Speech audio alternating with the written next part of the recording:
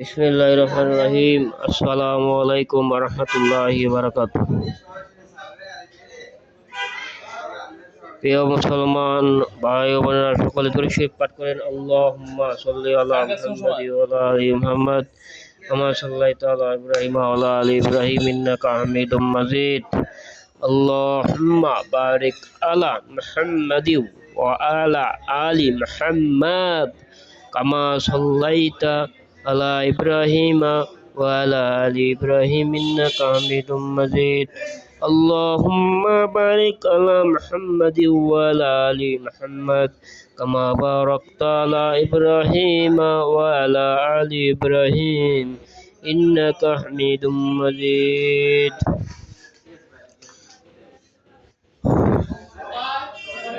বালাগাল উলা বিকামালিহি কাশাফাত thuja বিজামালিহি Hasnat জামিউ খিসালিহি সাল্লু আলাইহি ওয়া আলিহি।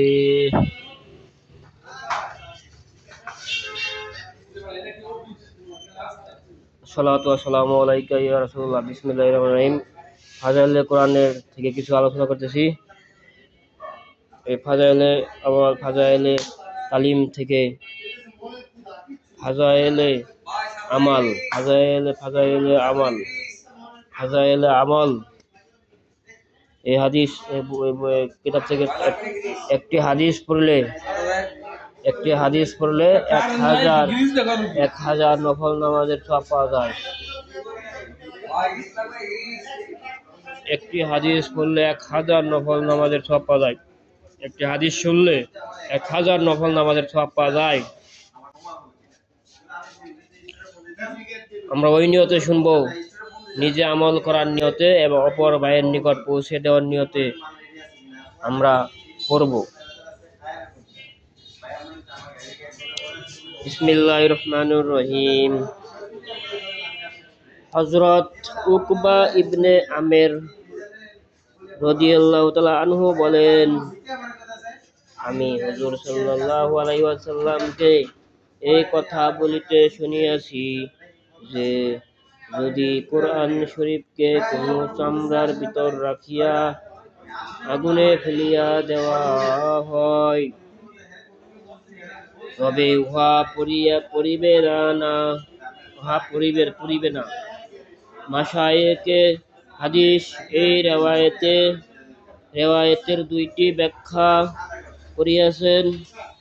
কেহ বলিয়াছেন চামড়া দ্বারা যে কোনো জন্তুর চামড়াকে এবং আগুন দ্বারা দুনিয়ার আগুনকে বোঝানো হইয়াছে।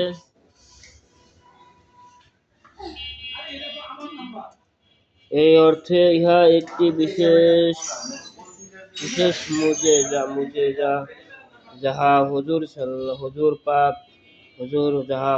পাক সাল্লাল্লাহু আলাইহি ওয়াসাল্লামের জমানার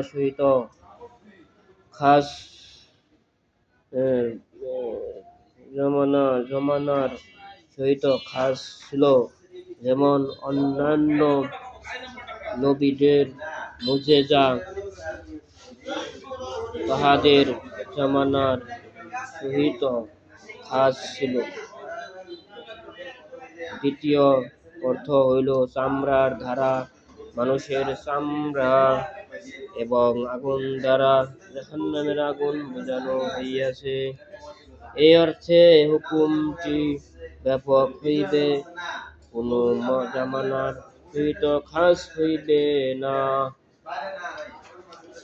অর্থাৎ যে ব্যক্তি কোরআনের হাতে ছুঁইবে তাহাকে যদি কোনো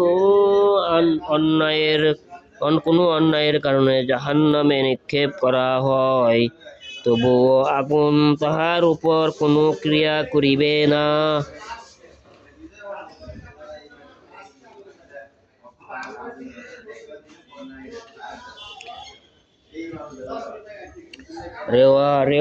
রেওয়ায়েতে শব্দটিও আসিয়াছে, অর্থাৎ আগুন তাহাকে স্পর্শ করিবে না।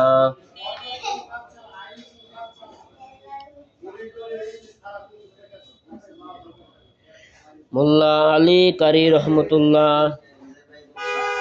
শরহু সুন্নাহ কিতাবে হইতে আবু মামা রাদিয়াল্লাহু তাআলা আনহু এর যে রাওয়াতটি নকল করিয়াছেন, উহাও এই দ্বিতীয়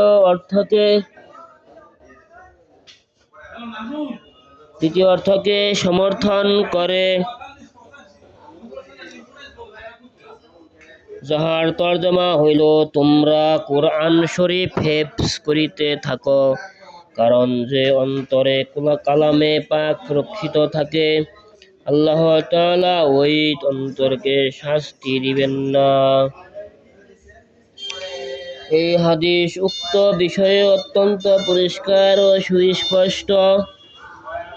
যাহারা কুরআন হেফজ করাকে অনর্থক মনে করেন, তাহারা আল্লাহর ওয়াস্তে এই সব ফজিলতের উপর একটু চিন্তা করুন।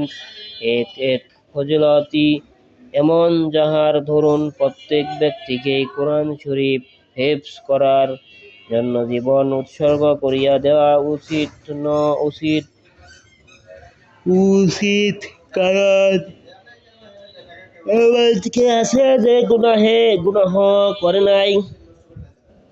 এমনকে আছে যে গুনাহ করে নাই এবং সেই কারণে আগুনের উপযুক্ত হইবে না। সরহে হইয়া কিতাবে ওই সকল লোকের তালিকায়, যাহাদেরকে কিয়ামতের ভয়াবহ দিন আরশের নিচে স্থান দেওয়া হইবে। দাওলামি বর্ণিত হযরত আলী রাদিয়াল্লাহু তাআলা এর হাদিস হইতে নকল করা হইয়াছে যে হামেলিনে কুরআন অর্থাৎ হাফেজগণ আল্লাহর আরশের ছায়ায় আম্বিয়ায়ে কেরাম ও মাহবুব বান্দাগণের সহিত থাকিবে।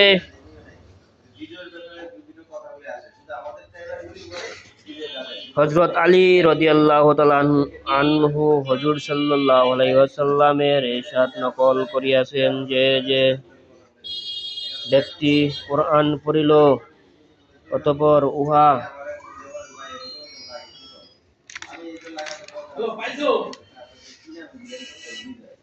উহা হেফজ ইয়াদ করিল এবং উহার হালালকে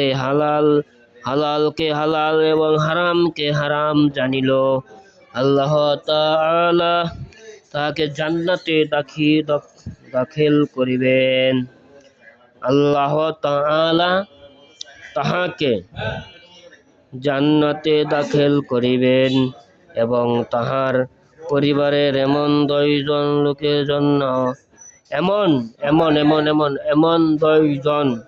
লোকের জন্য তাহার সুপারিশ কবুল করিবেন, যাহাদের জন্য জাহান্নাম ওয়াজিব হইয়া গিয়াছে। তাহার পরিবারের এমন 10 জন লোকের জন্য তাহার সুপারিশ করিবেন, যাহাদের জন্য জাহান্নাম ওয়াজিব হইয়া গিয়াছে। ইনশাআল্লাহ প্রত্যেক মুমিন জান্নাতে প্রবেশ করিবে, যদিও বদ আমলের শাস্তি ভোগ করিয়া হোক না কেন। কিন্তু হাফেজদের ফজিলত হইল, তাহারা প্রথম হইতে জান্নাতে প্রবেশের অনুমতি পাইবেন।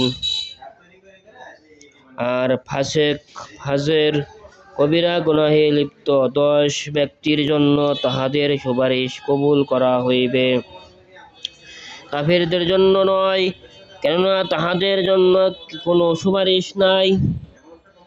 আল্লাহ তাআলা বলেন, যে ব্যক্তি আল্লাহর সহিত শরীক করে, আল্লাহ তাহার উপর জান্নাতকে হারাম করিয়া দিয়াছেন এবং তাহার ঠিকানা হইল জাহান্নামে। আর জালেমদের জন্য কোনো সাহায্যকারী নাই। অন্যত্র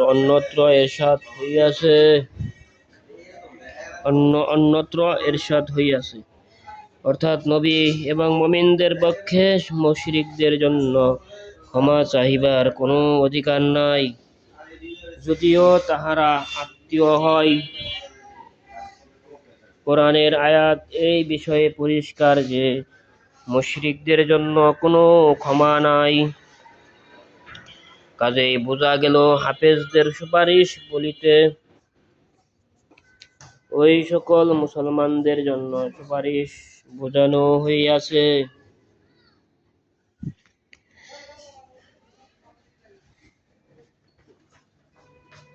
যাহাদের গুনাহের কারণে জাহান্নামে প্রবেশ করা জরুরি হইয়া গিয়াছিল। যাহারা জাহান্নাম হইতে রক্ষা পাইতে চায়, তাহারা যদি নিজেদের হাফেজ না হওয়া থাকে,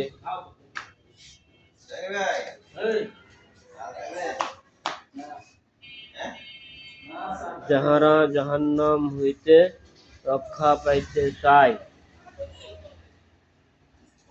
তাহারা যদি নিজেরা হাফেজ না হওয়া থাকে,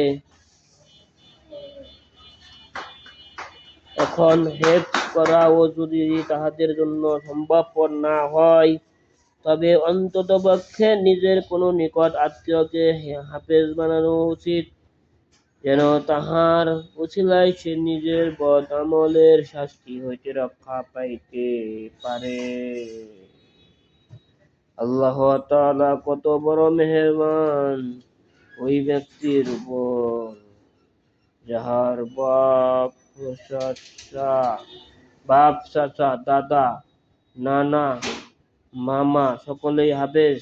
হে আল্লাহ, আপনি ওই নিয়ামত আরো বাড়াইয়া দেন। সুবহানাল্লাহ।